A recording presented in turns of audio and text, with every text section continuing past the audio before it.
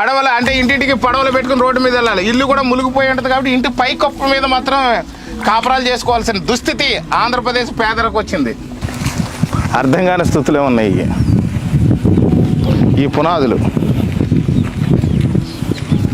గడ్డి తుప్పలతో జగనన్న పునాది, గడ్డి తుప్పలేసి పిచ్చి మొక్కలు మలిసిన జగనన్న కాలనీలు,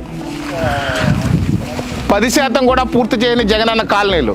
రాష్ట్రంలో 50,940 కోట్లతో 28,30,000 పేదలందరికీ ఇళ్ళు అనే స్కీమ్ ద్వారా ఇళ్ళు ఇస్తానని చెప్పి నమ్మించి పిచ్చి మొక్కలతో, మడుగులతో, ముంపు ప్రాంతాలు, ఎందుకు పనికిరాని యొక్క స్థలాలు ప్రజలకిచ్చి అన్ని విధాలుగా ప్రజల్ని ఇబ్బంది పెడుతున్న వైసీపీ ప్రభుత్వం.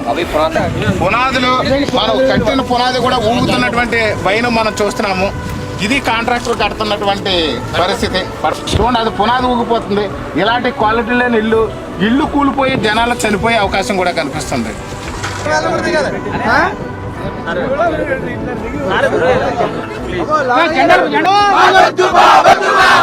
బతుకుల కోసం ఇచ్చే స్థలాలు, బతుకుల కోసం ఇచ్చే స్థలాలు, బాగుపడడానికి పేదలు పాడు చేసే స్థలాలు, సంపాదన కోసం పేదలు ముంచేసే స్థలాలు. ప్రభుత్వం దీని మీద 100 కోట్ల రూపాయలు స్కామ్ చేసి ఇక్కడ స్థానిక నాయకులు వాళ్ళ యొక్క దోపిడీకి ఇదొక నిదర్శనం.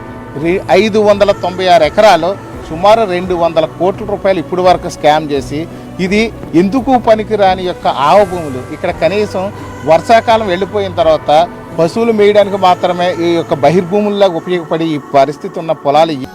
గత ప్రభుత్వంలో ఈ పేదలందరికీ ఇల్లు అనే స్కీమ్ పెట్టి వేల కోట్ల రూపాయలు దోచేసిన సంగీతం మనందరికీ తెలుసు అధ్యక్ష.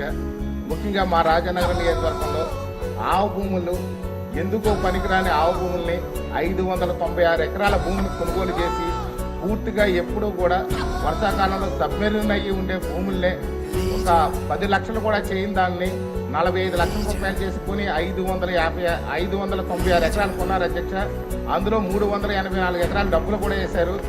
అక్కడ ఎంత భయంకరమైన ప్లేస్ అంటే అది ఎప్పుడు కూడా మొత్తం అన్ని రకాల మనుషులు, జంతువులు అంతా కూడా జంతు నష్టం, ప్రాణ నష్టం జరిగే ప్రదేశం అది. అలాంటి ప్రదేశానికి ప్రజలు మోసం చేశారు. ఆ మోసం చేసిన పరిస్థితుల్లో మా ప్రాంతంలో కూడా చాలా దాని మీద గొడవలు జరిగినాయి, ధర్నాలు జరిగినాయి, ఎన్నో చేశాము. అయినప్పుడు కూడా దాని పరిష్కారం జరగలేదు అధ్యక్ష.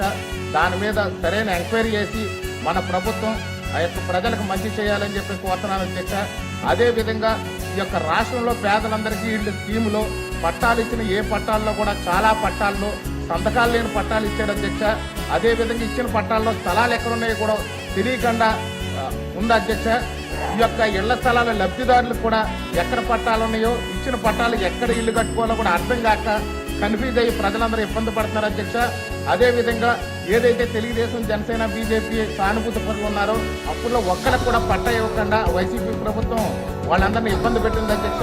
ఈ యొక్క ఇళ్ల పట్టాలు ఇచ్చే విషయంలో ప్రభుత్వం సరైన ప్రణాళిక ప్రకారం తీసుకుని గతంలో జరిగిన స్కాముల మీద ఖచ్చితంగా పరిష్కారం చేయాలని చెప్పి, ముఖ్యంగా రాజమండ్రిలో జరిగినటువంటి ఈ యొక్క 596 ఎకరాల ఆవు భూముల స్కామ్ మీద సిఐడి ఎంక్వైరీ చేసి ఈ యొక్క ప్రజాధనాన్ని లూటీ చేసిన వారిని శిక్షించాలని చెప్పి కోరుతున్నాను అధ్యక్ష.